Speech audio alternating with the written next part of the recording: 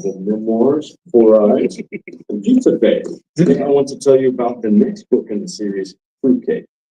In this book, Rex, that's me, when I was younger, has entered 8th grade and sees that all of his friends have coupled up. It feels like suddenly everyone is in love and Rex feels left out. Until he meets Charlotte. She's fearless, smart, beautiful, and she likes Rex back. But as awesome as she is, Rex can't stop thinking about someone else, someone who has been his best friend for years. Anyways, I was inspired to write this book for a lot of reasons, but mostly because in middle school I got called a lot of not so fun names, which I bet some of you can understand. Sorry about that. But now I'm owning those labels and I'm taking them back by naming my books after them. I got called Four Eyes for wearing glasses in 6th grade, and Pizza Face for having pimples in 7th grade, and in 8th grade I got called Fruitcake for being, well, a little fruity. Well, the best I can draw and doodle is stick figures. I was lucky enough to be partnered with the brilliant and talented Dave Valesa, who brings my story to life. I hope you'll check out and enjoy Fruitcake. Hi, I'm Megan Wagner-Lloyd, and I'm the writer of Allergic and Squished and the upcoming Winging It. Hi, I'm Michelle Meanutter, and I am the illustrator. Winging It tells the story of 12-year-old Luna, who has always preferred the indoors. But when she moves to the Washington, D.C. area, where her late mother grew up, she finds herself drawn to the outdoors, just like her mom. And she especially wants to find a Luna moth, which she was named after. Along the way, Luna tries to make new friends, get along with her distant grandmother, adapt to her environment, and just maybe find a new feeling of home. When I made a big move about 10 years ago to the East Coast, I learned about the Luna moth that's only found in the eastern side of the country. There was this beautiful thing to be found in my new home, and I really embrace living here by connecting to the natural world. I love going out in nature and exploring and drawing what I see. So I was really excited that Luna gets a chance to do all that and make new friends in the process. So I really had a fun time drawing all of those beautiful nature scenes. We really hope that you love Winging It and that readers will enjoy getting to know Luna and might be inspired to get outdoors themselves.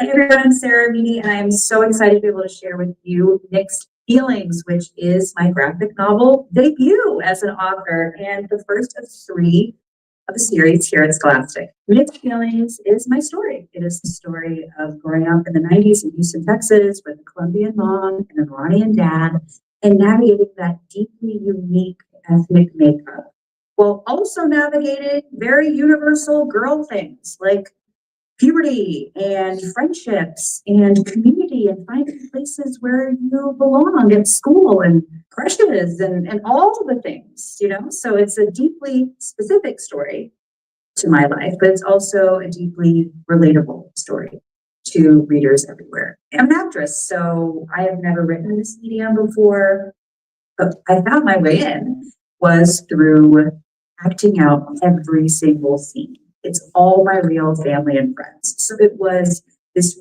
really fun dance of paying attention to everybody's voice while making a deeply entertaining, relatable, authentic, funny, heartfelt story. I am so proud, as you can tell, and so excited to have readers get their hands on it. Come April cannot come soon enough. Thank you so much, and I will see you soon. Thanks.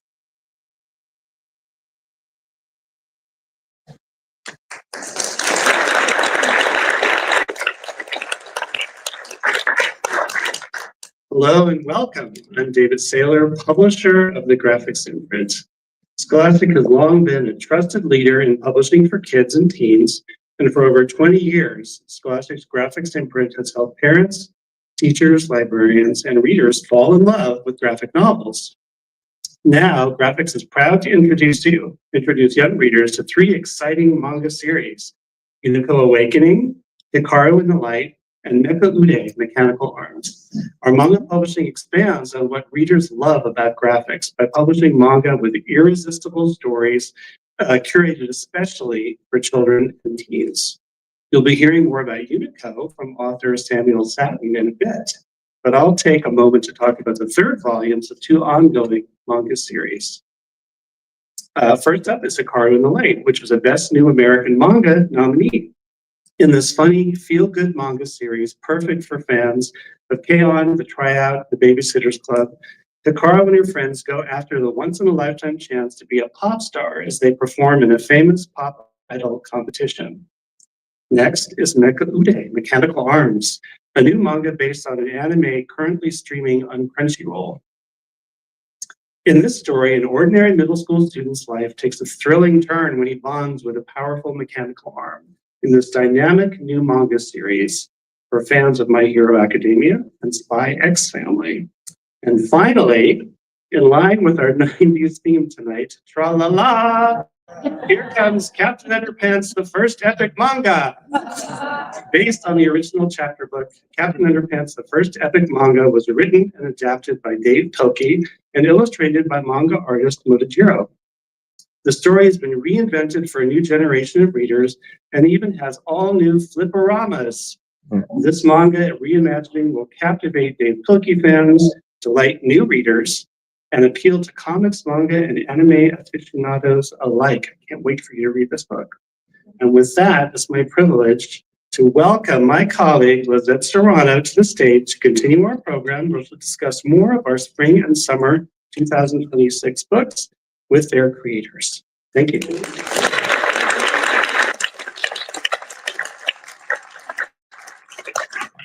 Thank you, David. Hi, everybody. Thanks for making the trek down to Soho in our beautiful building. I'm Lizette Serrano. I'll be your friendly host for what promise to be a really fun-filled evening. So as David mentioned, two decades ago, Scholastic took a bold step by launching a line devoted entirely to graphic novels. What started as a visionary idea has grown into a publishing powerhouse that's transformed how kids connect with stories. Because at its heart, graphics is about getting kids to read. It's about igniting young readers' imagination and helping them see themselves as a reader, an artist, a writer, and other endless possibilities. So thanks to the incredible creators in the audience who are here, who are about to join me on stage, as well as the editorial team behind graphics. We built a legacy of best-selling, award-winning, and beloved titles that continue to inspire readers everywhere. Because there are graphic novels, and then there's graphics.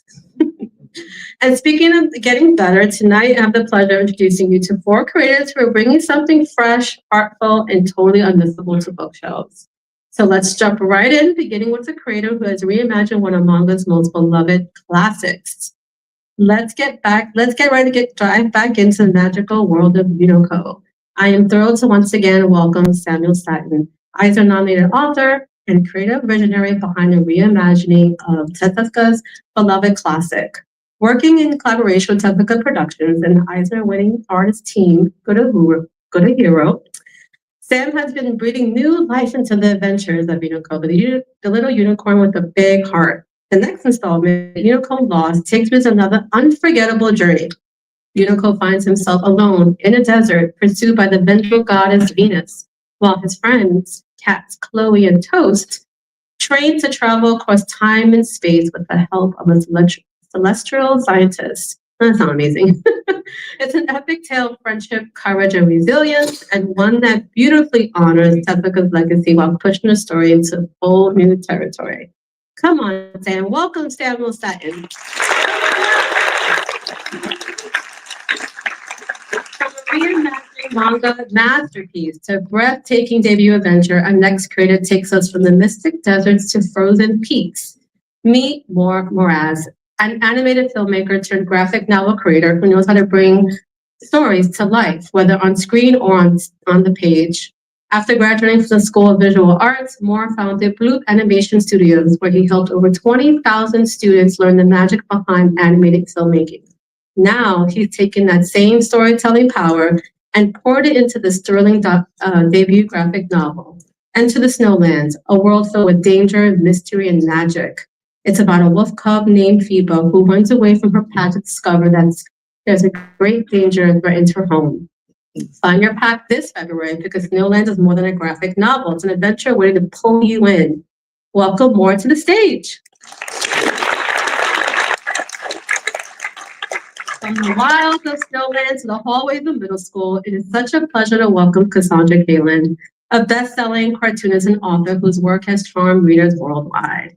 Many of you may know her from her wildly popular webcomic series, Cassandra Comics, where she hilariously captures the everyday ups and downs of curly hair, high expectations, and life's little frustrations. Now, Cassandra has brought her talents to middle grade readers with The New Girl, a funny, feel-good graphic novel inspired by her own personal experiences. This New York Times, USA Today, and indie best-selling book has captured readers' heart with its perfect blend of laugh-out-loud moments, relatable growing pains, and a moving story of courage. It has already racked up star reviews, bestseller lists, and award nominations. And what's even more exciting, a sequel, The New Girl, First Crush, is on its way this summer. Please join me in welcoming Cassandra Kalin. Finally, I'm going to introduce the creators whose stories have become essential reads in the classroom and libraries. Cristina Diaz-Gonzalez is the award-winning author of the groundbreaking graphic novel Invisible, illustrated by Gabriella Epstein.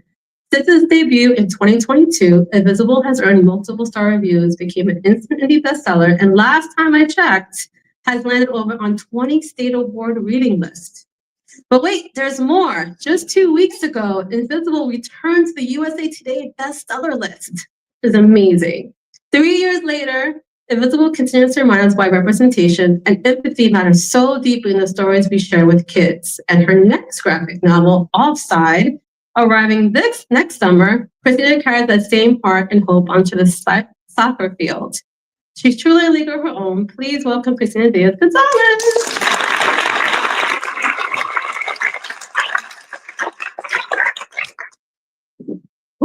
Hi guys. We cozy a great conversation about these amazing books. All right, well, we're all at Neuro Comic Con. It's day 2. So let's kick off with a fun question starter. So who was your favorite superhero growing up? And if you had a chance to cosplay them here, who would you be?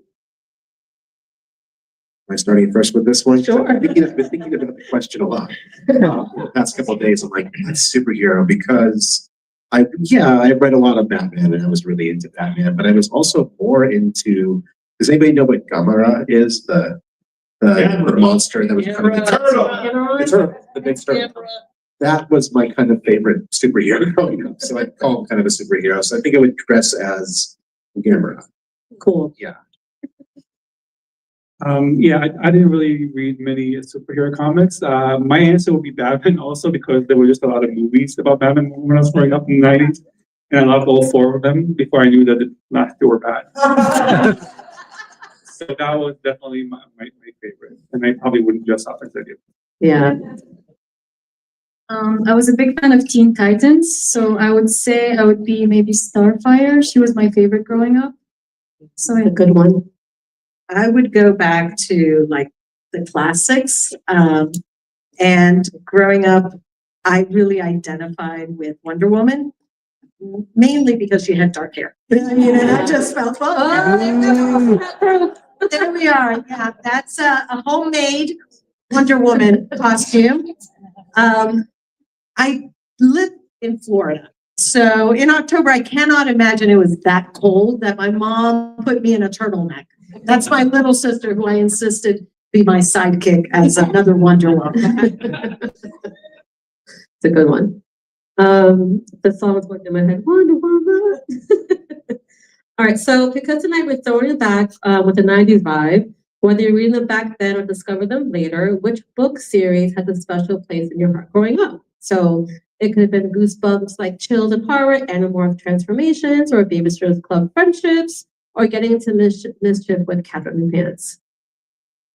I was really into the Boxcar Children growing up. That was kind of my book series. So yeah, I read all of them and I reread them a lot. And then I don't think it was very 90s, but I was really into the series called the Pern series, the Dragon Miners of Pern, and these old kind of sci-fi novels, sci-fi fantasy novels, and I was obsessed with them all through my youth. So those. It was Goosebumps for me. It was the first book series that I remember reading as a kid, and it really scared me. And I was very excited that I could experience that kind of thing on my own, and I would read them. I did ask for them to take the books out of the room at night. For real. Close your eyes, surprise you the covers. I couldn't handle it. So I grew up in Romania and there was this series called Witch. I don't know if anybody has read it. It's an Italian comic series. And I was a huge fan of it to the point where I even introduced it in the book as spelled. That was a reference to Witch.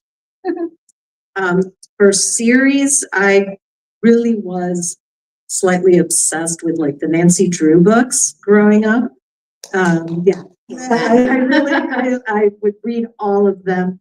And then I also enjoyed comics. So I was one of those kids who loved the Archie comics. And I loved Archie. And I would get really excited for the Archie Digest because they were bigger and had bigger stories in them. So yeah, it's a good one.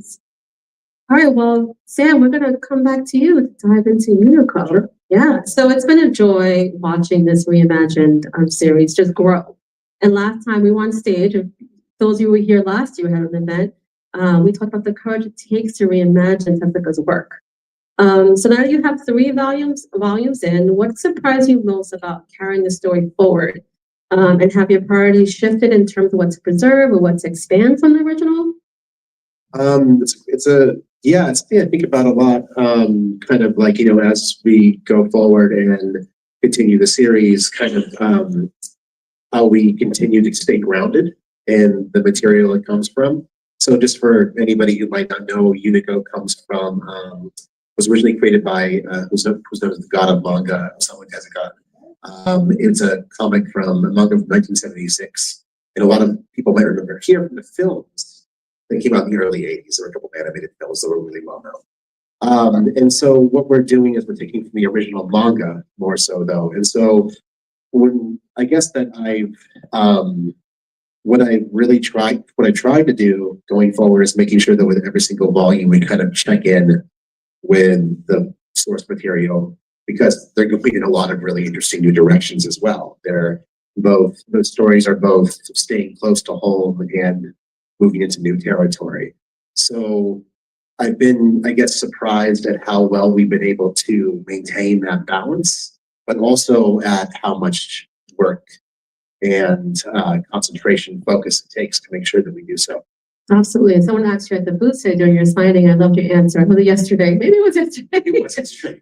Comic-Con time lapse. But you said about 50-50 being intentional with the original plot, but also layering in expanding the characters. It really is 50-50. It comes down to like basically just taking 50% from the original and then 50% from what's something that's, new material or original material, but then combining the two of them so they actually complement each other in their way. It does. So how have kids and readers been responding to these characters and the series as a whole? Did you hear from your fans about what's connecting with them the most or what they're enjoying? Yeah, it's actually been really great. Yesterday at the signing, actually, some people came up and talked. Either their kids or their students were becoming really interested in certain characters, and the cats, Chloe and Toast, are a big favorite currently, and it's great because in volume 3, the cats get to have an outsized kind of role, which is really fun, and I think it kind of. And the idea of seeing old friends come back is something that I've always loved in series myself, when you have characters you think are lost and they return. And that's something that I think that readers are starting to kind of gather. Go with them as you read the story. Yes, It's really exactly. important as a writer creator. So without giving too much away, or you can a little bit, that's what we're here for, right? What does the book Lost leave us emotionally as readers? Because you can see these visuals. If you dive into the book, it is just the most dynamic, versatile. It's just an amazing book overall. So I say emotionally as readers because it is like you go, it's a journey. It's incredible. So what excites you most about where it's headed next? I would say that if books 1 and 2 kind of explore, kind of open a door to the world of Unico, 3 kind of blows that door down because it acts as the entire world kind of opens up and you start to really see where the wider story is going. And Unico himself, you start to see kind of what he's up against in terms of, not just in terms of, physical foes, but also emotionally and otherwise. So I think that it becomes a bigger story, and it allows the whole entire series to really take, to really, hit full speed. Yeah. Right? Yeah. You're having a good time, right? It's like, I'm we have a great time. very fortunate to be working. Yes, absolutely. So, as I mentioned, how delightful and imaginative the characters are. If you, Chloe, and Toast could actually travel through time and space together, where would the first place you would go? And I've been thinking about this one too, and I've been like, I don't know, the 70s in Tokyo, maybe. Because I think it'd be kind of the fashion was weird, and so was the music, and I think it'd be interesting. A lot of I'm really obsessed with like Showa era Godzilla films and stuff like that. So I get to go and kind of mesh myself in that culture. Maybe the cats would have fun too, but I'd have the most fun. That would be nice, pretty dope. That would be pretty great. Well, thank you, Sam. Thank you. All right. Well, we're gonna travel from cosmic journeys to back to the icy wilderness. So more. Hello. How are you tonight? Good. As I mentioned, Snowland is a stunning debut for anyone venturing into this frozen, mysterious world. Can you share a 1-minute summary about the premise and characters? Yeah, so the story follows Phoeba, this young wolf you see here. She was born with the white fur, which is considered a bad omen in her past. So when food starts to go missing, they blame her for the plan to kill her. So she runs away from home. And when she sets out into the snowlands, the story really begins. She runs into shifty characters and dangerous places and alligators, spiders, bears, monkeys, and a tribe of creepy sheep.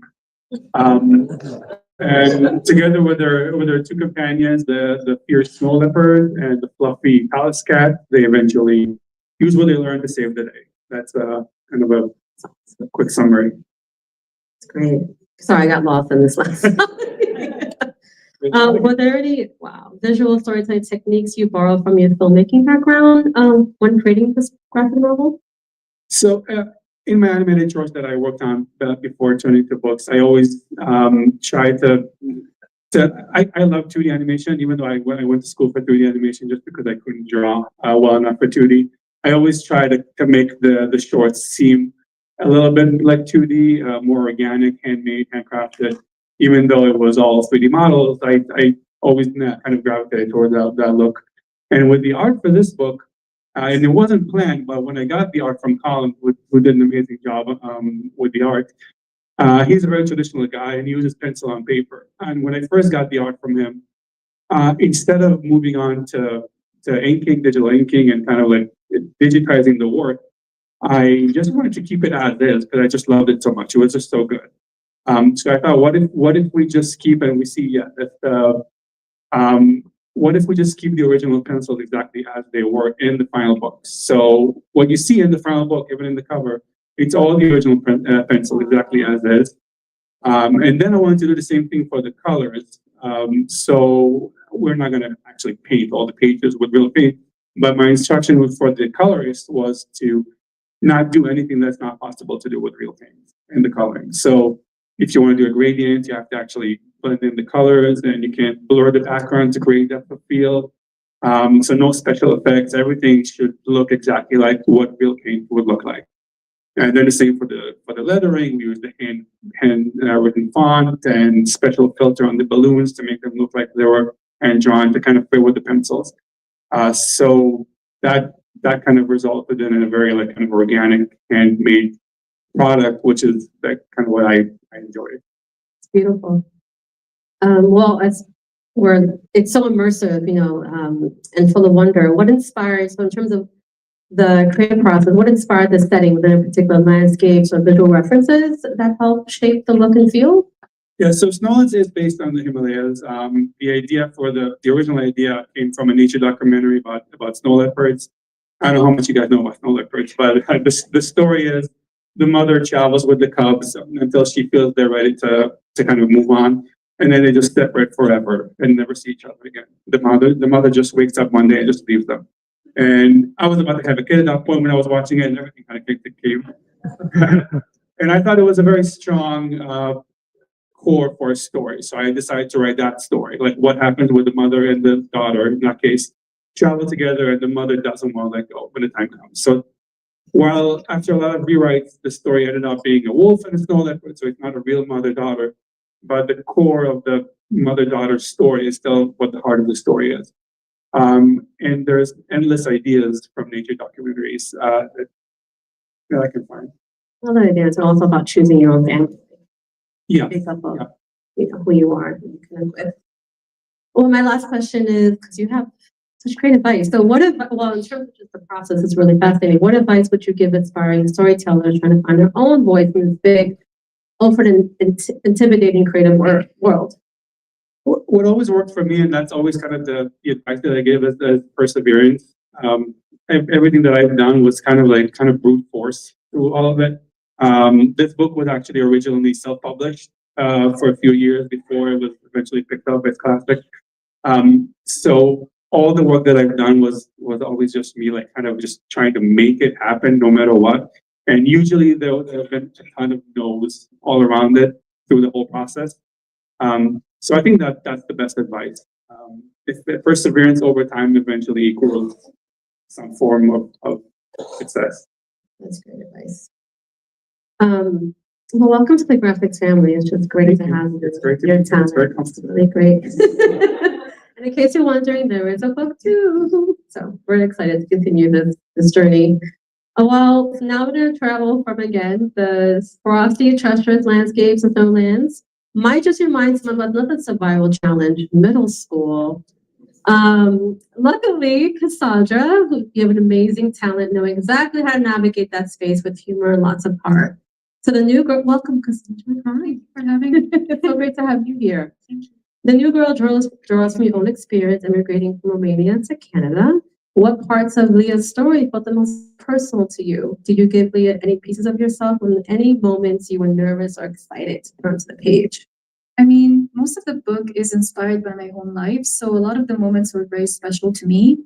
I would say every scene has a special place in my heart. I think the most challenging one was definitely when I had to say goodbye to my grandparents at the airport at the first chapter.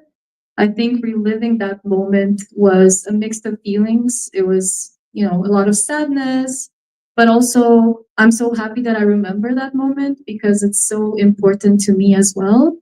And yeah, in terms of exciting scenes, I mean, you know, you've seen the book, like the friends are so wholesome, and I love drawing the Halloween scene, and I love drawing the scene where she tries to communicate with one of her classmates on the first day, and they both don't speak French at all, so they're using a translating app, which we didn't have back then, and I kind of wish we did because that would have been so awesome.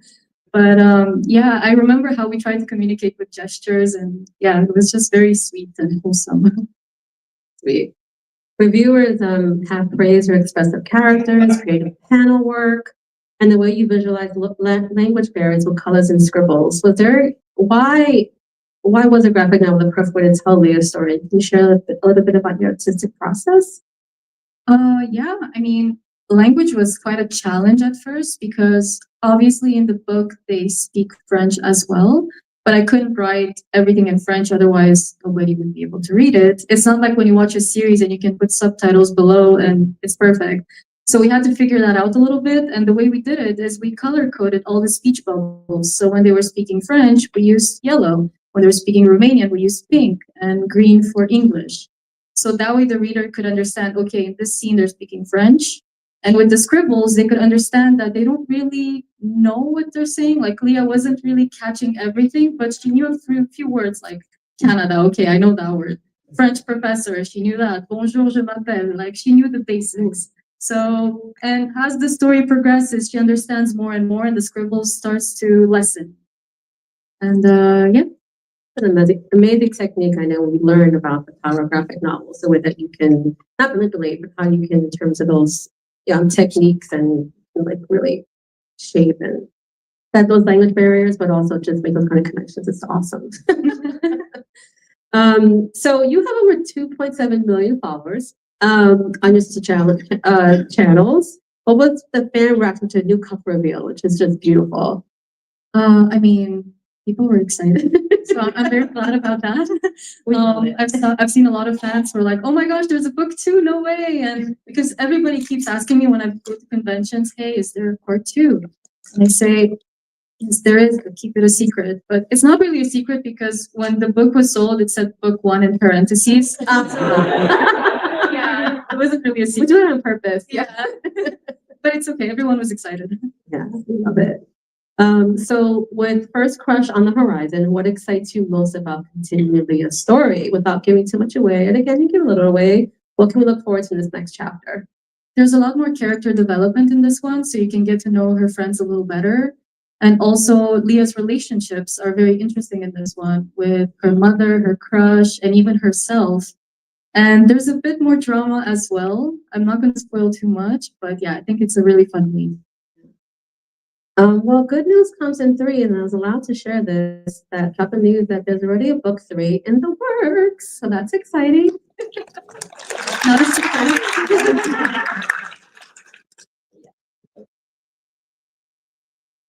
Christina, hello, my dear. So just when we thought Savine Middle School was tough enough, you're taking us on the soccer field where big emotions all collide. So Offside brings together 5 students with very different perspectives. And it shows how bias, pressure, and competition can shape how we treat each other. What inspired you to explore these tensions through the lens of a middle school soccer team? So I wanted to explore it because even though I was not a soccer player growing up, my sons were. And there's a picture of my son's very first travel team. And they were a very good team. They were put together just because most of them were friends, or it was convenient to play on the team because it was in the neighborhood. And they went on to win like the state championship as they got older. And I also saw how their dynamics, because some of them went to school together, but not all of them did. And some of them came a little bit further than others. And one kid brought his friend who might have lived on Miami Beach, and this was out in the suburbs. And they just started interacting, and I saw how they came together as a team. I will go ahead because we are in New York.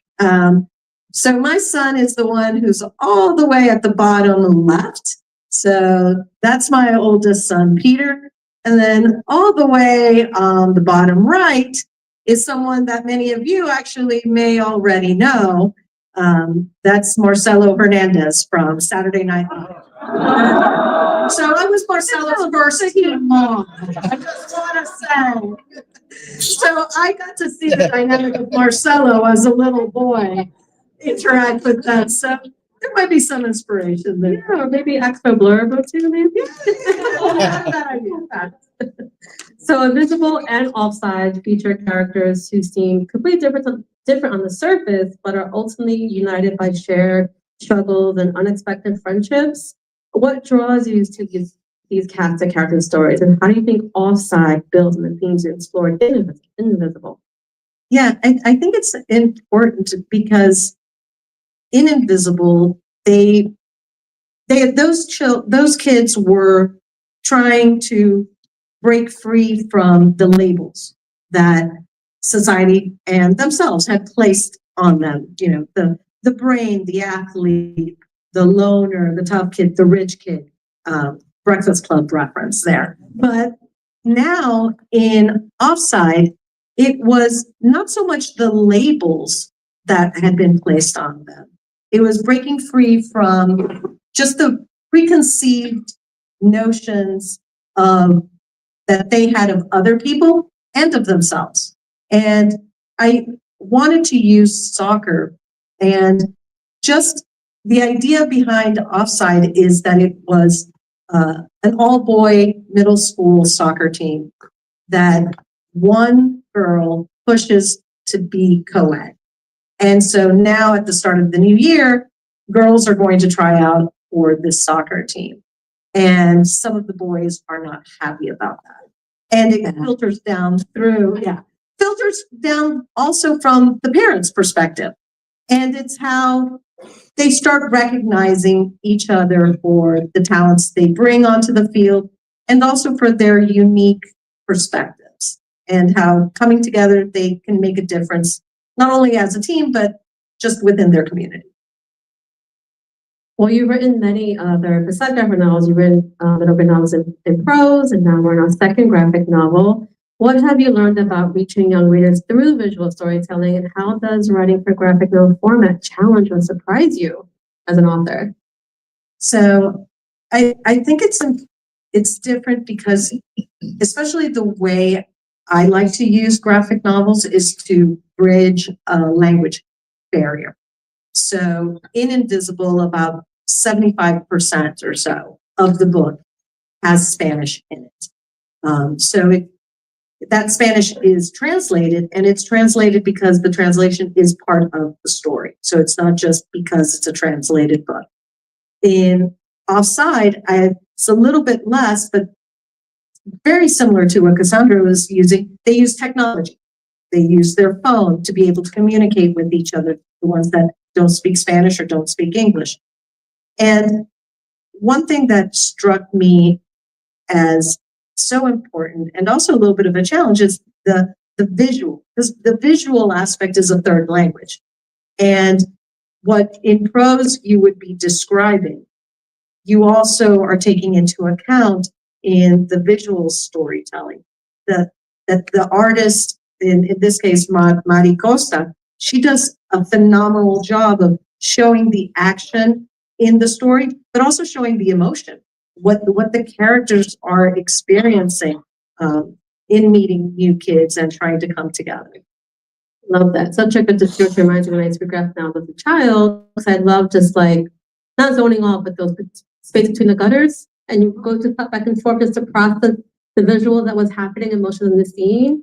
I would just spend time there and wait, and then go back to the next page, like, oh, the expression, it's such an amazing way of, in terms of what you're describing, how to connect with readers, and adults.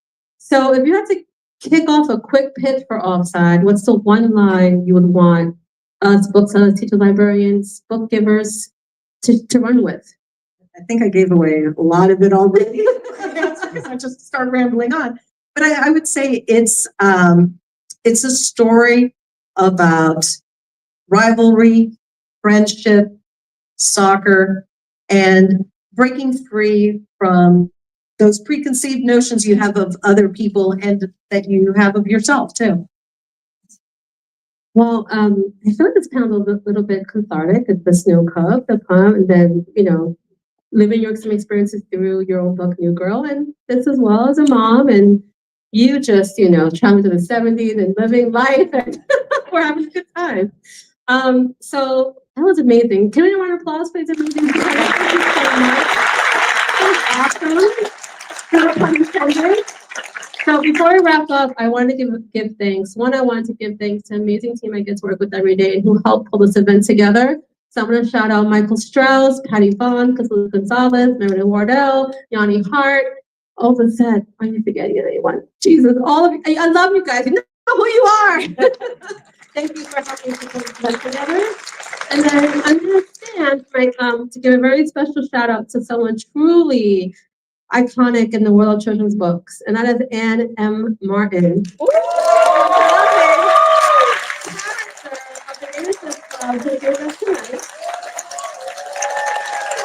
Anne's book inspires generations of readers and writers, showing us the power of friendship, empathy, and community through story. And can you believe it? Next year, we're celebrating its 40th anniversary. And thank you for everything you've done to bring readers together and for providing and for proving that reading never goes out of style. So on the count of 3, let's cheer BSC forever. Ready? 1, 2, 3. BSC forever! So now we're gonna party like it's 1999. So this evening we're celebrating a number of Scholastic series that continue to define generations. From Goosebumps giving us chills, Animorphs blowing our minds, The Favorite Sis Club teaching us about friendship and entrepreneurship, and Cat on Your Pants reminding us that a good laugh is just as super as a cake. So as we celebrate the power of stories past, present, and future, let's keep the good vibes going. Thank you for amazing authors, and to all of you coming out, we're gonna roll up upstairs, keep this party going. You're gonna get drinks, food, some airbrush, free airbrush clothing, And then you get to meet these authors and get free books, sign by them, get to meet them. So have a great night. Thank you.